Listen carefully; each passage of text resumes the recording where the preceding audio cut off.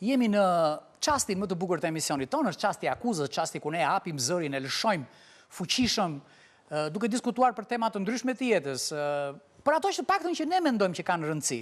Dhe sot do diskutojmë me një të ftuar të jashtëzakonshëm, Flori Uka, një ekspert i çështjeve të bujqësisë, agroturizmit, të ushqimit, të gjithë gjërave të tjerë, por të diskutojmë për një temë shumë të veçantë.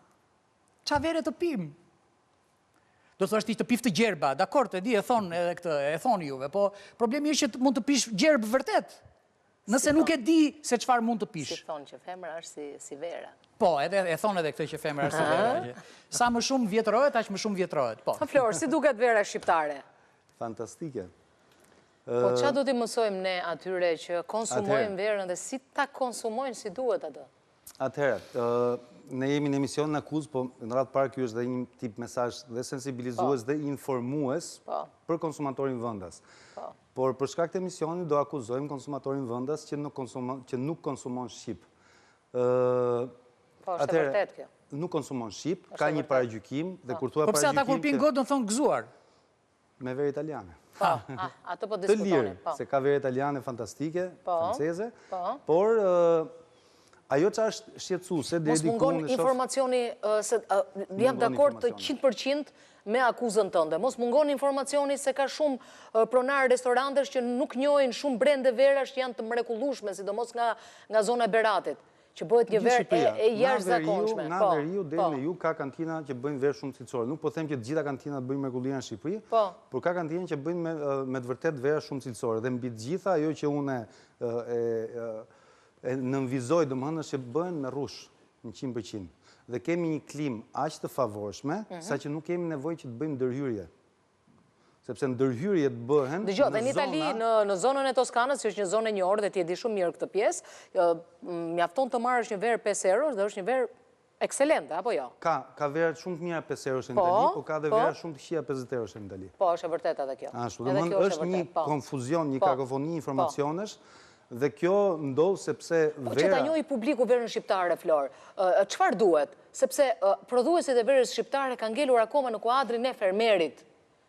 Nuk janë prodhues të cilët përballojnë eksporte që sot Italia, vende të tjera, Franca, i përballojnë me seriozitet. Spanja, Italia dhe gjithashtu. Franca e ka GDP, e ka ekonomi shumë të rëndësishme për vendin prodhimin e verës, dhe nëse s'ka rrush, do ta gjejnë një metodë sepse duhet mbajnë ekonominë vendase. Ç'a ndodh që ti jap ca informacione, domethënë, ideja është që një pjesë e madhe nga 65 deri në 75%, mund të shkojë edhe 85%, po këto statistika i ulin një çik italianë dhe francezët, janë vera kryesisht konvencionale. Çfarë do thotë? Vera konvencionale janë vera që vijnë nga vreshta masiv, të cilat vilen me autokombanja vjelëse rrushi, autokombanja sepse italisht quhen vendemjatrici, të cilat kanë si parim pune vakumin thithës, që thithi rrushin, por me atë thithi ata fusin insekte, hardhuca, lloj-lloj domethënë gjëra që s'duhet të jenë pjesë e fermentimit dhe deri diku kanë një detyrim që edhe ta dezinfektojnë masën e rrushit sepse sasitë janë të mëdha.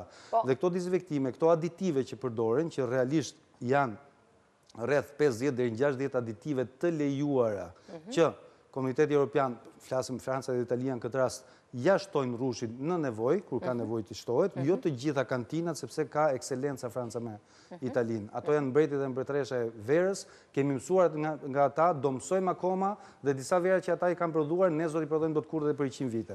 Unë flas për një kategori verës tjera, që janë ato konvencionale, të cilat detyrohen të nënshtrohen një procesi që është standardizim, që standardizimi nuk është cilësor, është sasior. Ti ta marrësh një pulë dhe ta bësh një lloj me të gjitha. Domthon, kur flasim për standardizim, njerëzit thonë dua standard. Jo, nuk e duhet standard, sepse vera nuk duhet të jetë gjithmonë një lloj çdo vit. Dgjoj, këto janë detaje që nuk i kupton konsumatori. Konsumatori do të di kush është vera më e mirë shqiptare, nga cila krajinë. Atëherë, jo, nuk do bëjmë reklam verës. Po, jo, nuk do të bëjmë Nuk ka problem, qofse kjo i shërben konsumatorit, ky emision nuk është emisioni atyre formateve që... Do të shpjegoj diçka. Shqipëria është e gjithë harta, po të marrësh nga Malësia Madhe, që ka kantina deri në Leskovik. Po pse nuk shkon me reklamën e dur ke konsumatori, se s'po përgjigjesh, tamam. Sepse reklama duhet do një mbështetje shumë të madhe, qoftë nga shteti, qoftë nga individi, qoftë... Jo, nuk është e vërtet, jo gjithmonë është e vërtet. Jo gjithmonë është e vërtet kjo. Jo gjithmonë është e vërtet, se reklama nuk mund bëhet vetëm me lek. Promovimet janë më të... Shive, reklama fillon nga konsumatori. Po sektori retailit, çfarë i thot verës shqiptare? Pse se thua këtë? Çfarë i thot? A e vendos në pjedestalin e duhur verën shqiptare? Pra, pse nuk e bën këtë gjë? Fillon nga konsumatori, fillon nga pronarët e restorante, fillon nga shumë hallka të ndryshme. Tani, që të promovojmë verën shqiptare, në radhë parë nuk duhet parë vetëm si atë më pëlqen apo jo. Duhet kuptojmë që nëse ti pinë Shqip, ti ndihmon një zinxhir të sektorit të Shqipërisë, që është ky zinxhir ka disa hallka. Është hallka bujësia, familje rurale, vlerat historike, vlerat kulturore. Një konsumator nuk mund të mendoj këtë deri në devizën e fundit. Po prodhuesi shqiptar prodhon njësoj siç prodhon për eksport edhe për Shqipërinë? Sigurisht që po. Në të njëjtat standarde? Në të njëjtat standarde. Ne jemi prodhues të vegjël. Ne vjeli me dorë, kemi vreshta me sipërfaqe të vogla dhe një standard kemi, domethënë një verë prodhojmë. Në kuptimin e cilësisë, në çmime ndajmë standardin, kemi një më të shtrenjtë, një më të lirë, po nuk është se për eksportin ne bëjmë diçka tjetër. Po në vlerësime ndërkombëtare, si ka qenë? Atëherë, edhe këtë doja të thoja. Si rreshtohet Shqipëria? Së fundmi, verët shqiptare arritëm të shkojmë në një ndër autoritetet më të larta në Francë, është revista më e vjetër në botë, La Revue de Vin de France, më falni për frëngjishtin se nuk e flas, po, dhe vera jon, për shembull, u ka mori 96 pikë në 100. Kjo u bë fal një enologu shqiptar, Sergio Përlashi, që edhe ta falenderoj me këtë rast, sepse është shumë e vështirë që të kesh akses te revistë. Dhe shkuan këto vera, morën 96 pikë në 100, dhe kur shkoi materiali në redaksi... Kemi dhe vera, do me thënë që kanë marrë vlerësime në botë, kjo është shumë të larta. Dhe kur shkoi... Po Nurellari renditet aty? Është verë shumë e mirë, edhe Nurellari. Po, shumë e mirë. Atëherë kur shkoi ky vlerësim në redaksi... Edhe Lola ka bërë një verë shumë të mirë Krojen tani. Lola është një nga distributorët më të fuqishëm të rrjetit të verave. Unë dua fort edhe vera që ka bërë është fantastike. është distributor. Bën Rizi Zanave, bën verë shumë. Gjithandej bëjnë në për Shqipëri bëjnë shumë verë të mirë. Ka, sepse klima e Shqipërisë është shumë e favorshme. Po i fusin në i gjë verës, jam shumë kurioztar. Çfarë i fusin verës ata italianët? Shqiptarët kanë ndërhyrje minimale. Italianët kanë arritur në konceptin vino a misura quhet. Domethënë si më qenë duket bë vino a misura është verë sartorie. Ta bëj si ta duash ti. Pse? Sepse kanë filluar të shtojnë aditiv. Si u bë ka vera si të duash? Ashtu e bëjnë kryesisht në Itali. Domethënë një 70% e prekin, domethënë marrin një verë bazë dhe i hedhin goxha aditiv. Si e do me aromë kështu, e do me aromë kështu, e do me ngjyrë më të fortë, do më trashë. Dhe ti e merr e rrotullon dhe thua që kjo vin aromë pishash ose aromë fruta shpylli. Në fakt ajo i ka brenda ato. Sepse janë të gjithë aditiv. Të aditivet janë kimikate dhe nuk është asgjë, s'ka asgjë pozitive nga aditivet. Po kjo që nga e rrezikshme. Është shumë rrezikshme. Dhe unë atë mundohem që të informoj konsumatorin shqiptar që verat e lira ti mund gjesh, siç e tham, një verë 5 eurosh në Itali që është kryevepër, nuk them. Po kryesisht verat e lira që vijnë këtu sepse shqiptarët ose më mirë distributorët ose tregtarët shqiptar shohin çmimin, sepse e shohin si një produkt që duhet fitojnë, marrin vera sa më të lira të cilat i nënshtrohen. Që ta përmbledhim pak akuzën tani. Si është akuza juaj në fund edhe kujt i drejtohet ajo?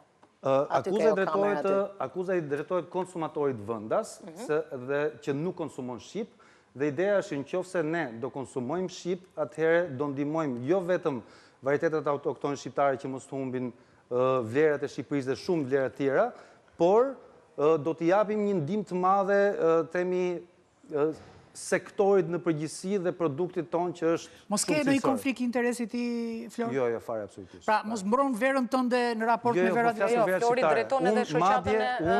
Ose kantina Uka është në të pakta kantina që është shumë pak prezente në tregun e Shqipërisë. Domethënë nuk është se është problemi te kantina. Pra nuk e për të shitur në këtë rast. Pra nuk përshet një mall, kjo është ideja. Flori, më thuaj edhe një kuriozitet tjetër. Na ndodhi diçka që vinë të huajt, na thonë sa e mirë është vera shqiptare. Pse duhet vinë të huajt që ta zbulojnë?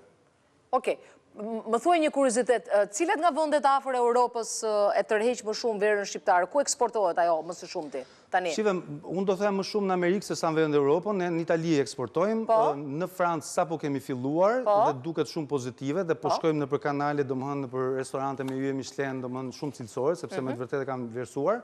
Sasi të vogla, por është një, si thua, një portofolio shumë e mirë, një vlerë shumë e mirë kjo e Francës, do thoya. Okej. Unë dhe Flori do të të lëm ty Erion tani në monologun tënë të qekt. Pse more lejfizën? Do pi dhe unë, se mja të pjerë dhe ti. Mos e merë lejfizën. Flor të falenderoj, ik me Ornelën. Faleminderit shumë për ndërhyrje në këtë orë të vonë, edhe për këshillën me vend që unë e vlerësoj shumë për qytetarët shqiptar. Shpresoj të zgjohen, e kupton se po flasim për zgjimin, po zgjimi është në shumë dimensione. Shumë faleminderit. Faleminderit.